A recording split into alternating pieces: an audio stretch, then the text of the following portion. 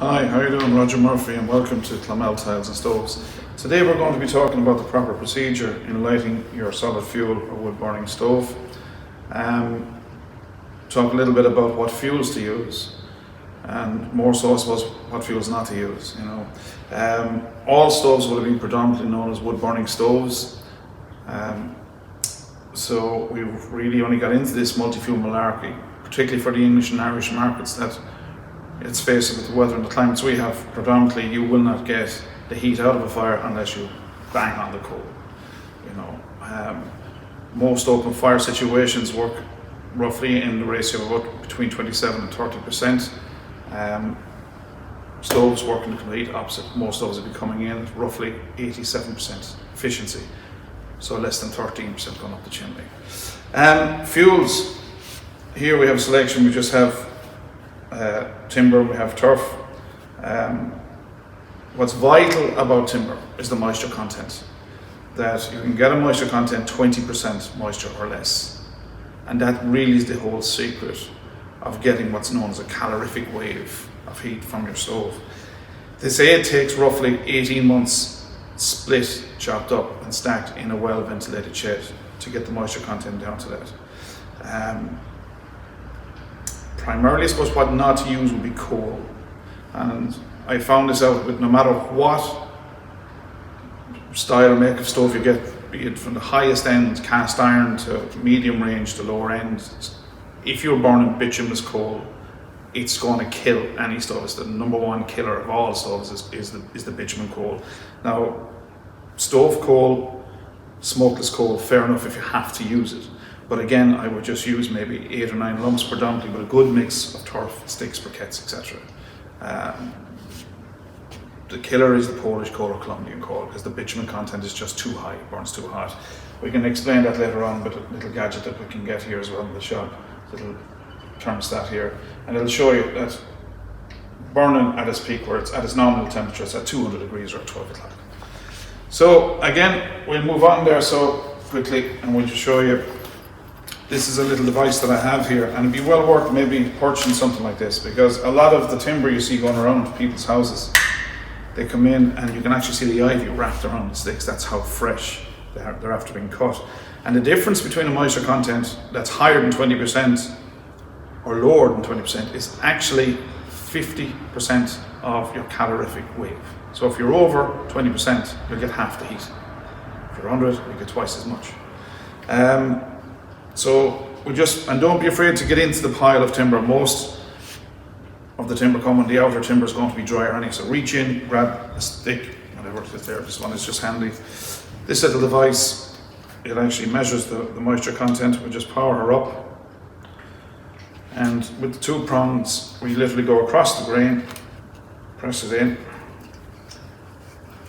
and there, I don't know if the clock can see this reading that we have here. We have, still climbing down there, we have a measurement of about 11.3% in that particular piece.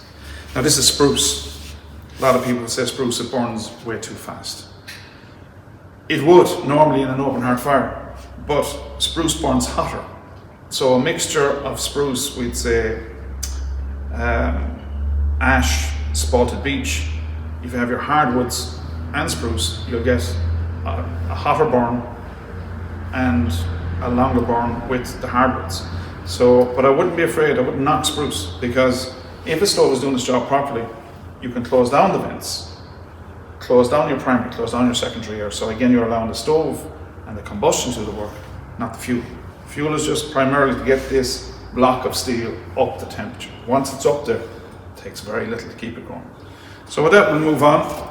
And handy little device to have, about 25 quid. We have them in the shop here. If you want one, just give us an email, send it on there. We'll have a link to all of that later on. Right, we're kicking off here. This is the Charmwood Country 12 multi-fuel stove. Now, again, I just said from the outset, I'm not endorsed by any company for any stove here, but in my view, with years of experience, Charmwood, Stovex, Dickerts, Spartan, Duvra, Drew, they're all fantastic stoves, second to none. Just super companies. Quality, really and truly. What we say in Ireland here, the stuff is faking in it. Solid block of steel in this case. Other companies do it in cast iron. That's another, question that's often asked, which is better, cast iron or steel? Primarily, I suppose cast iron would be a very good stove to have, because it once it heats up, it holds its heat, generates a lot of what's known as a calorific wave of heat out. But the disadvantages are it can take a lot of time to heat up. So if you're in late in one evening, you come in at 7 o'clock, you want the fire thrown on. Cast iron stove, it might take 2 hours to get it up there. 9:30, 10 o'clock, Jesus, you're going to bed, and the next thing, the stove is red hot below the room. What good is that? Steel stove will heat a lot faster. It will radiate the heat, but it will dissipate a lot faster too. But that works for some people, other people just prefer it, but it's entirely up to yourself after that. So we'll go through the actual procedure. So I'm starting off how to light your multi-fuel stove. As I said, this is the Charmwood Country 12. What I just like to do is stack the blocks into a kind of a V shape. If you can imagine like a TP, all the flame always wants to burn up. And I just try and set the blocks in such an angle that it's always, the flame is going to be climbing, we'd say, from layer to layer to layer until it gets going. Now, I have so much confidence in the timber that I'm using and turf that I'm using, I'm going to actually start the whole lot here with just that little bit of a firelighter. And I'm going to fill this full, and it's going to take off. Again, such is the confidence in the fuel, such is the confidence that I have in the stove itself. So we'll kick off. We're just going to get 2 pieces. I'm just literally going to put them in a V shape aside. Simple as that. We have our little firelighter. Place that in there. And that's the size of the little one. Put that in here. We'll strike that up.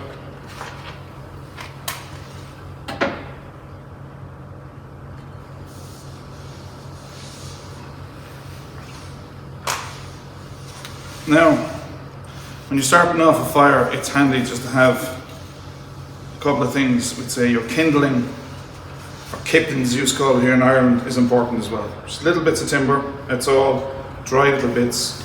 So that little bit of a firelighter, this little bit of kindling is going to light up the rest of this.